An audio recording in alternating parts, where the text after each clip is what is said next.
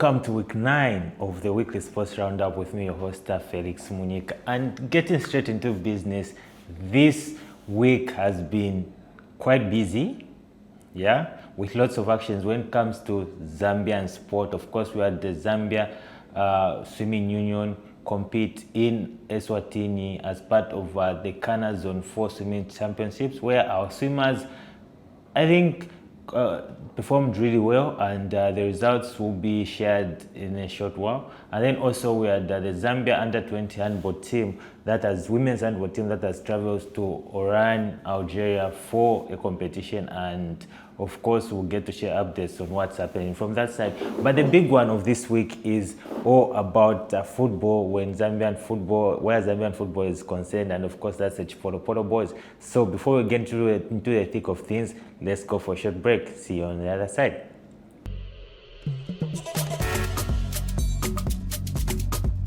Welcome back. Morocco, which became the first African nation to qualify for the upcoming 2026 World Cup in the USA, Canada and Mexico, has eliminated or ruined Zambia's chances of qualifying to the World Cup. Finally, we knew, but we just needed confirmation, because Zambia has just lost at home by 2-0 against Morocco. In as much as this has been a disappointing result, but a few weeks back, the first president, Keith Mwemba, hinted to say that the focus should switch to what's coming next and not the World Cup, because we don't stand any chance. Looking at obviously the teams that we are playing against and how the campaign has been for Zambian Chipolopolo boys towards that side. But one thing that I want to appreciate from this game is that people went into this game, especially the boys, the technical staff and whatnot, they went into this game with a positive mindset, as can be evidenced by the game that was played. I think personally, we played a very good game. It was just quite unfortunate that we are not clinical in front of goal. We couldn't convert the chances. I think Person Daka had a couple of chances which couldn't, could be converted into goals. And of course, I'll give an applause obviously to Kings Kangwa. I think he had a very good game. And just going into the stats for that game between Zambia and Morocco, we saw that Zambia had 12 shots with 4 on target. Morocco had 9 with 3 on target, scoring 2 goals. Then Zambia had a possession, the entire 90 minutes overall, Zambia had a possession of 72% compared to Morocco's 28%. Then obviously Zambia completed 486 passes compared to Morocco's 188. Pass accuracy, though, it doesn't matter. I think Zambia was also winning on this side with 84% pass accuracy. Everything was on a positive side for Zambia, obviously, with 6 corners and compared to Morocco's 1. But I mean, the fans turned out. We can't complain on that side when it comes to Zambian football. Ndola has always shown us that fans will turn up and support the Copper Bullets. But now, playing on the pitch is where the problem is, because I think everyone put in their best. And we expected more, but the results have come in. There's nothing we can do about this. And it now begs answers for the next questions that will be coming. What happens to Coach Avram Grant? With this result, what happens to Coach Avram Grant? Because in as much as there's nowhere we are going in terms of the upcoming World Cup, we still have about 2 games to play against Niger and Tanzania. In October, I think we have against Niger and Tanzania, which should be, for me, preparations for the upcoming Africa Cup. Because in December, we'll be going to the Africa Cup, and we have the likes of Mali, Comoros, and of course Morocco in the same group. So it will be interesting to see how the performance will be. We had Morocco in the previous group. I think it was a 1-1 draw, if I'm not mistaken, at the Africa Cup, but now we'll be facing them again. The team is back together. We have Fashion Sakara, we have the inclusion of these young and upcoming lads into the national team setup, but we still can't reach that level where the team can perform and to the maximum, win crucial games, and people will be proud of the performance. We still have a long way to go when it comes to that. I would like to hear your comments regarding the game. Personally, I think it was a good game. Unfortunately, the first goal was a defensive error. We accept that, we move on. The second goal, the goalkeeper was caught napping because that was a wild goal. Like it was a shot that went straight into the net. So it's quite difficult for us to find anyone to blame when it comes to that, because I think everyone did what they can. It's just unfortunate that the results they didn't come our way.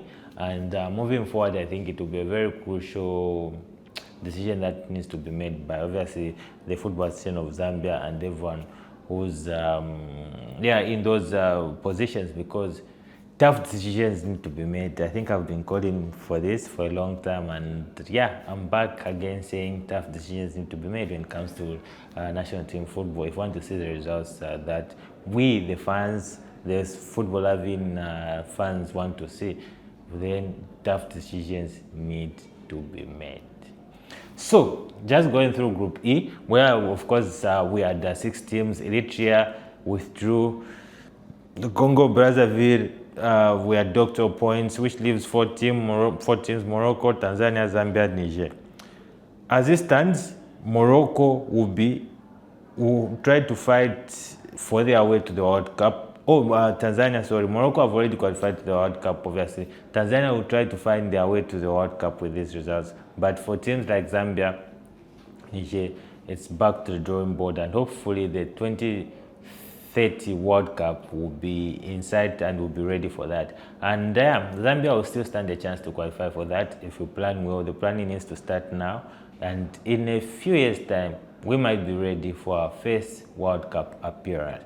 But as at now, I think their focus should switch to the upcoming Africa Cup. We need a very strong team that will be prepared so that we can go and compete at the Africa Cup, because people are tired of seeing what's happening, and I hope systems are being put in place and everyone is being able to, do what they can when it comes to that.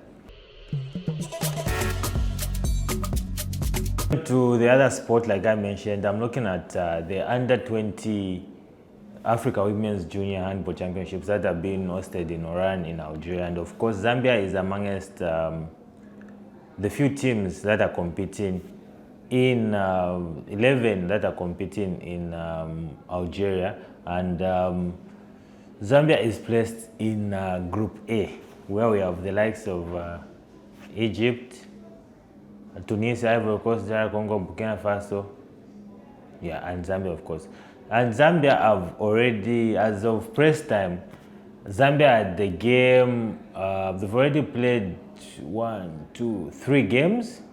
The first result, they lost to the Ivory Coast 27-10. The second result, they lost to Egypt 70-17.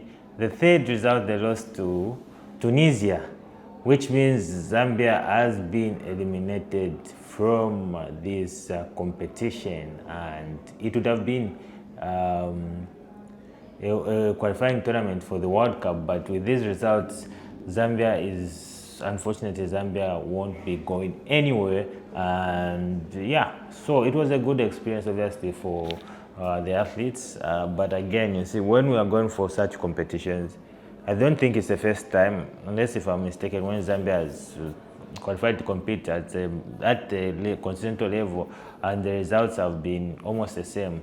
So it calls for self-introspection, obviously, from the federations, the sports responsible, so that we can improve our performance when we go out there. Because we played these 3 games and we lost all the games with a goal difference of -60, because we allowed more goals than the goals we scored. So but this presents an opportunity, because again, we are building a new generation of athletes that are willing to take over, but they need a proper plan. They need to go through a proper path that will help them achieve what they need to achieve. I think for now, I'll hold it there. But it's a good experience, but the results aren't what we expected. And looking at also the draw, we had very strong teams from the the northern part of Africa, western part of Africa, and we have teams like the DR Congo who have been a dominant force when it comes to handball at all levels, from the juniors to the seniors and other categories. So I think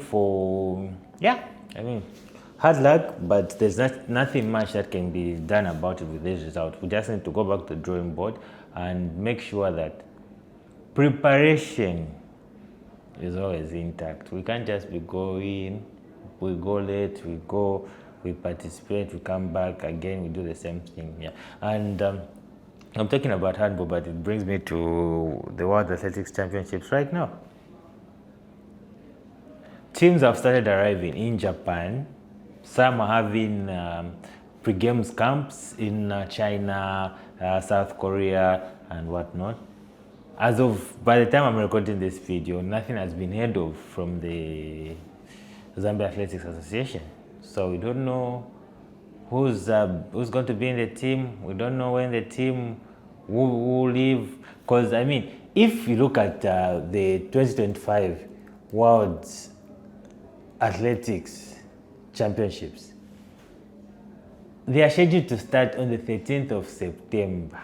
13th of September. Weekend, Saturday. Up to now, we don't know what's happening with them. By press time, I'll be posting this. It will be Tuesday. It will be another day has passed. Yeah.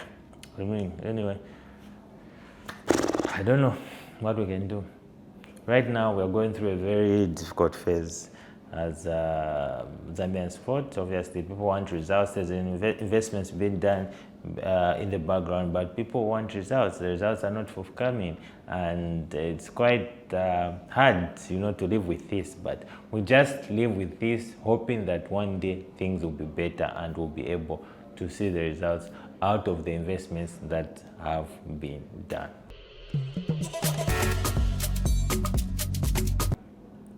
On that note, I end today's episode of the Weekly Sports Roundup. Thank you for the support, and I hope to see you in the next video and continue supporting this initiative. This has been episode 9. We're looking forward to episode 10, which will be the last episode of season 1. But after that, it will be something bigger and something better. Ciao, ciao.